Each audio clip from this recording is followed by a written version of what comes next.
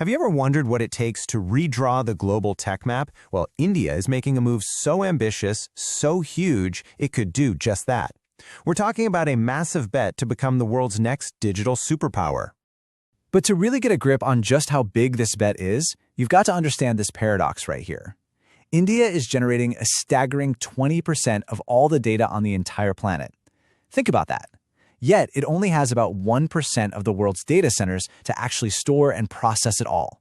That enormous gap is exactly what India is racing to close. So, how do you even begin to fix a problem that big? Well, you make an equally big move.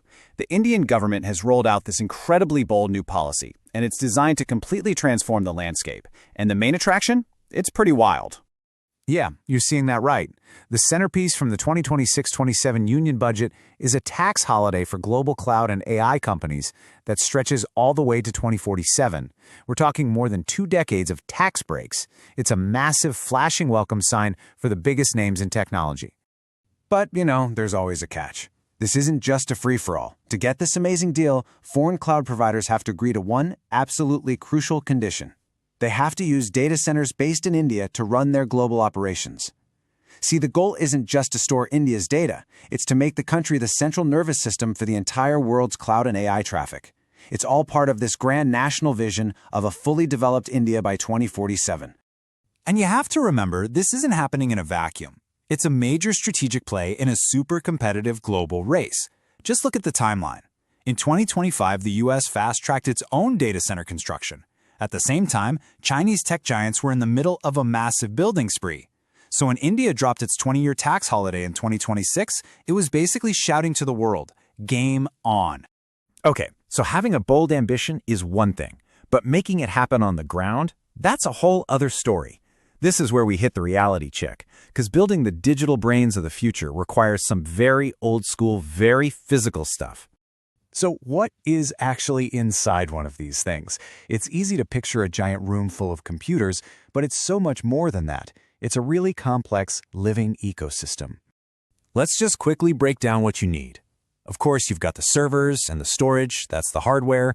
You've got all the networking gear connecting everything. But then you hit the big 3 physical roadblocks. You need tons of land, real estate, a super steady, reliable supply of power, and an unbelievable amount of water for cooling. And if you look at where all that energy goes, it really comes down to 2 main things. About half of it is for the computers themselves, the brains of the operation. But a massive chunk, about a quarter of all the power, is dedicated to just one thing, cooling. Keeping those servers from melting down is a huge, huge challenge, especially in a warm climate like India's. And that brings us to India's first giant hurdle, power. That number, 16.64%, that's how much electricity is literally lost from India's power grid before it even reaches a customer. That's more than double the global average. It's a huge sign of inefficiency, and it's a major threat to the kind of 24/7 reliability data centers absolutely need. Now, at first glance, the cost of power in India looks pretty good, way cheaper than in places like Germany or the UK. But here's the twist. Because the grid is so unreliable, data centers have to fall back on diesel generators.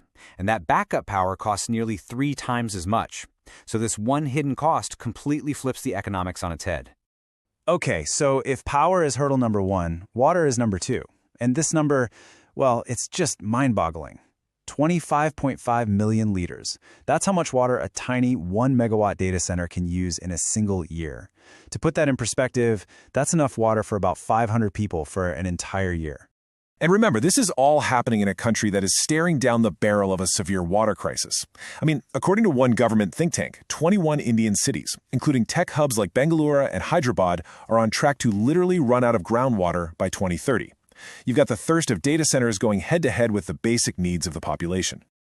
So yeah, the challenges are absolutely immense, but this is where the story pivots and gets really, really interesting. Because when you're faced with constraints this big, incredible innovation starts to happen. So let's look at how engineers are actually solving these problems. First, you need to know about a metric called PUE, or Power Usage Effectiveness. The easiest way to think about it is like the MPG rating for your car, but for a data center. It just measures how much power is actually going to the computers versus how much is wasted on things like cooling. A perfect score is 1.0, which means zero wasted energy.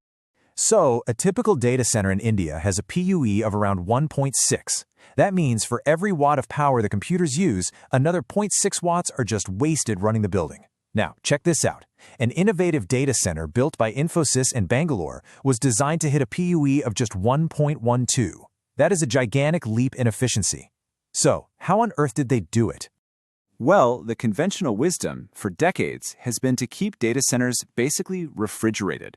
We're talking a chilly 17 to 18 degrees Celsius, and that, of course, just burns a ridiculous amount of energy on air conditioning. But Infosys just tossed that whole idea out the window. Their big innovation was to run the data center at a pretty warm 27 degrees Celsius. It sounds completely backwards, right? But it is the absolute key to their entire efficiency model. So here's how it works. By running warmer, they can use a warm water cooling system. This lets them rely on what's called free evaporative cooling for almost the entire year, which means they don't need those energy-guzzling compressors. And instead of trying to cool the entire massive room, they use these special things called rear door heat exchangers that suck the heat directly off the back of each server rack. It is targeted, it's brilliant, and it's a total game changer. So, the Infosys project proves that the engineering solutions are out there. They exist. The final piece of this whole puzzle, then, is policy. How can India take these kinds of innovations and scale them up to bridge that huge gap between its digital ambition and its infrastructure reality? Well, a smart path forward might look something like this. First, you modernize the power grid. You could require data center companies to invest directly in energy bonds that fund grid upgrades. Second, you get strategic about demand. Focus on critical national sectors like defense and finance, and maybe even create data embassies, these ultra-secure facilities for other countries to store their sovereign data. And third, you expand and regulate. Push for better digital connectivity outside the big cities, and set clear, tough national standards for power and water efficiency using those innovations we just saw as the benchmark. So in the end, it all comes down to this. The ambition, it's undeniable. And the homegrown innovation to solve the hard problems, it's clearly there. But the final, massive question remains. Can India actually execute the monumental infrastructure overhaul required to power its digital dreams? The whole world is watching to see what happens next.